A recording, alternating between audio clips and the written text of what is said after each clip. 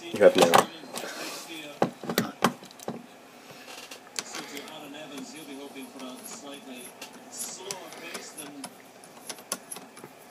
Fancy names outside are capable of. And out at line 8 as well, we've got Joe Thomas going for Wales. He came through after Andrew Assange was disqualified in the first round, drifting across him on the run to the line.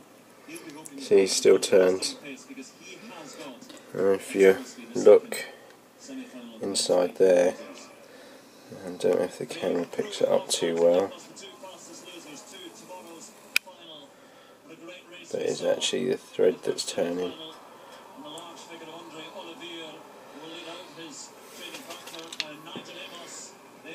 Just having a little look across as they break, and Andre Olivier setting the pace at the moment.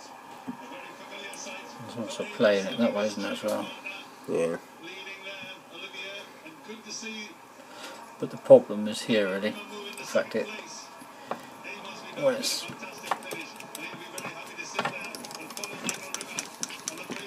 Right. Just start again and do another one or not? Me happy with that?